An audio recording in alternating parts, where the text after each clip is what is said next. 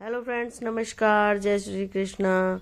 तो फ्रेंड्स, ये देखिए, ये हैं विंटर सीजन के क्राइसैंथेमम के प्लांट्स, जिनको हमको अपने अगले सीजन विंटर के लिए इनको अच्छे से संभाल कर रखना है, जिससे हमारा अगला साल भी हमारे इसी जिस तरह इस साल हमारे गार्डन इनसे बहुत सुंदर हो गया था, महक रहा था पूरा गार्डन। इसी तरह से हमको अगले साल भी हम अपने गार्डन में इनको महका सकें।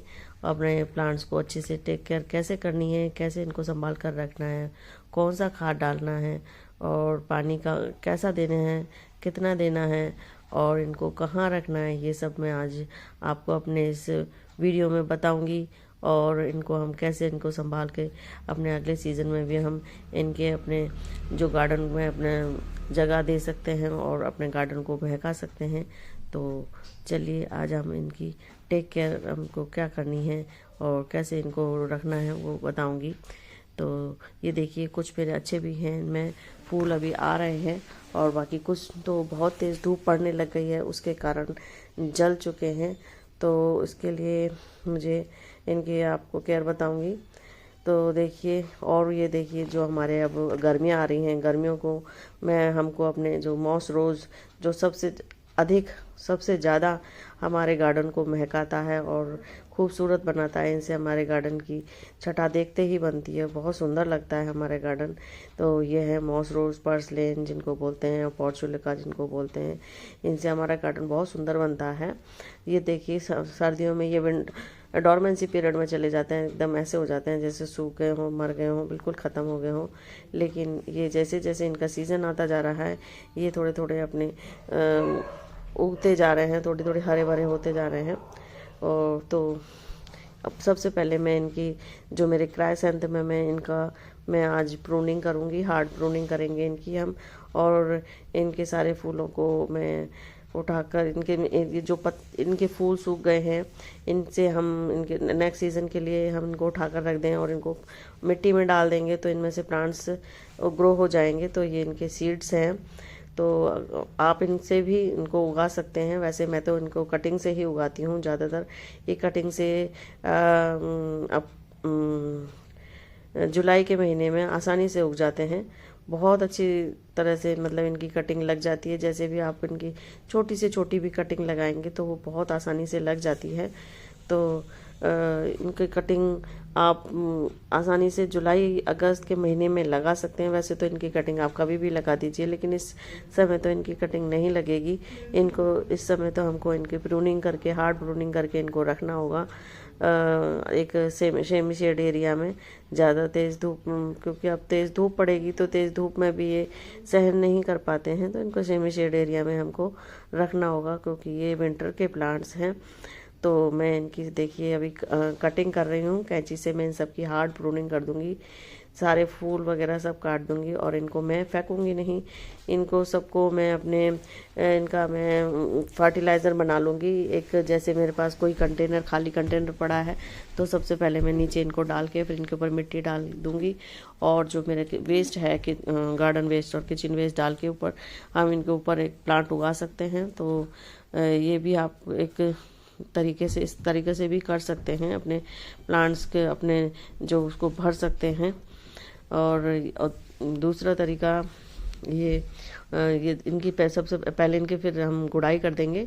उसको कटिंग करने के बाद ये देखिए, मैं इनकी गुड़ाई कर रही हूँ सबकी। ये गुड़ाई कर करके हम पहले अच्छे से हम क्योंकि इनको खाद भी डालेंगे, क्योंकि हमें इनको अगले सीज़न के लिए बचा के रखना है अच्छी तरह से।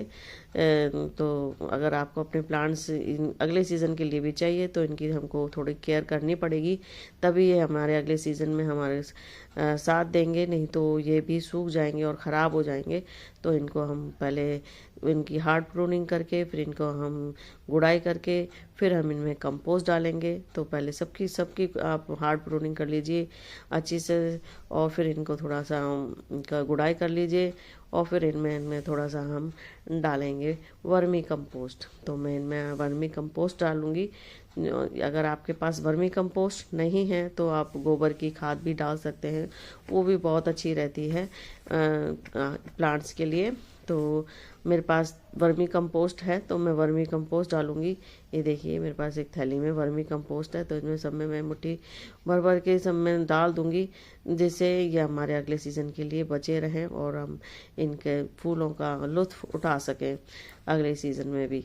तो इस सब में हम वर्मी कंपोस्ट डाल देंगे और फिर पानी डाल देंगे और इनको सेमी शेड एरिया में रख देंगे, जिससे ये अगले सीज़न के लिए हम इसमें फूल ले सकें।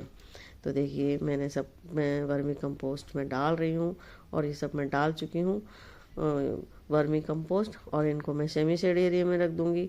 और फिर इनमें मैं अच्छे से पानी डाल के इनमें डेली हमको पानी का ज़रूर ध्यान रखना है, ये सूखने नहीं चाहिए।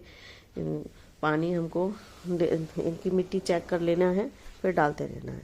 और इनकी पर्सलेन, ये देखिए ये है पर्सलेन और पोर्चुलिका और मॉस, जिनको मॉस रोज़ भी कहते हैं, इनकी भी अब सीज़न आ रहा है, गर्मियाँ आ रही हैं, तो इनकी हमको ये जो सूखी सूखी डालियाँ हैं ये सब निकाल देनी है, क्योंकि अभी इनमें देखिए छोटी छोटी सी ग्रोथ, हरी हरी पत्तियाँ दिखना चालू हो गई हैं। अब इनमें ग्रोथ होने लगी है, 1-2 महीने फरवरी मार्च अप्रैल तक इनमें फूल आने चालू हो जाते हैं, जो बड़े ही सुंदर लगते हैं।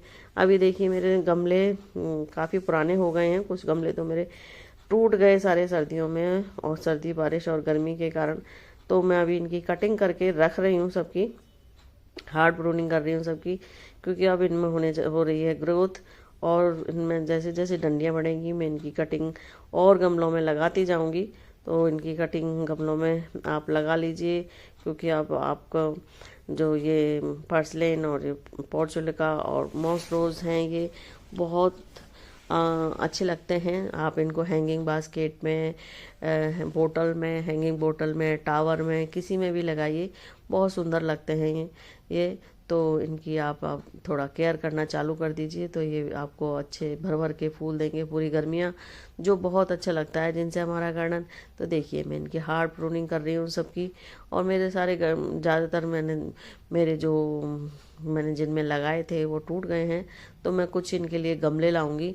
तो ये देखिए एक मैंने मटकी में लगाया था, मटकी भी मेरी टूट गई है, तो अभी तो मैं इनकी प्रूनिंग कर करके रख रही हूँ। फिर इनके लिए मैं गमले लाऊंगी और इनको गमले में शिफ्ट कर दूंगी, और कुछ मैं बोतलों की भी कुछ टावर वगैरह बना के, ये देखिए मैंने एक बनाया था, ये कप स्टैंड में मैंने ये लगाए थे, हैंग करे थे।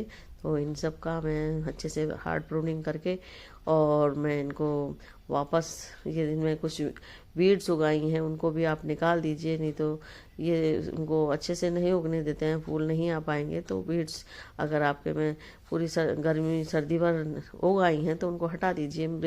मेरे ज़्यादातर गमलों में देखिए तुलसा जी उगाई हैं, तो मैं तुलसा जी को तो अभी नहीं निकाल रही हूँ, लेकिन मुझे तुलसा जी निकालनी पड़ेंगी, क्योंकि सभी गमलों में तुलसा जी हैं। तो मैं इनको अभी तो इनकी प्रूनिंग कर रही हूँ, और फिर इनमें थोड़ी मेरे को ग्रोथ दिखेगी तो मैं इनका जो कुछ गमले बहुत ज़्यादा टूट चुके हैं एकदम, उनको मैं दूसरे गमलों में शिफ्ट कर दूंगी, जिससे देखने में भी अच्छे लगें। और कुछ मैं अच्छे अच्छे टावर बनाऊंगी, जो मैं आपको लिए वीडियो डालती रहूँगी कि कैसे कैसे हम इनको टावरों में लगाएंगे और वो किस तरह से अच्छे लगते हैं। मॉस रोज़ की तो बात ही कुछ अलग है, गर्मियों में जो देखते ही बनते हैं इसके फूल। जितनी ज़्यादा गर्मी पड़ती है उतने ज़्यादा फूल आते हैं इसके, जो देखने में बहुत सुंदर लगते हैं। देखने में रोज़ आते हैं, डेली भर भर के मेरे तो पूरे गमले भर जाते हैं। जब इनके फूल आते हैं तो देखते ही मन खुश हो जाता है और बहुत अच्छा लगता है। तो इनकी आप हार्ड प्रूनिंग कर दीजिए, और इनको अभी जो गर्मी आ रही है उनके लिए आपको ये आपके गार्डन को महका देंगे और बहुत अच्छा लगेगा आपका गार्डन।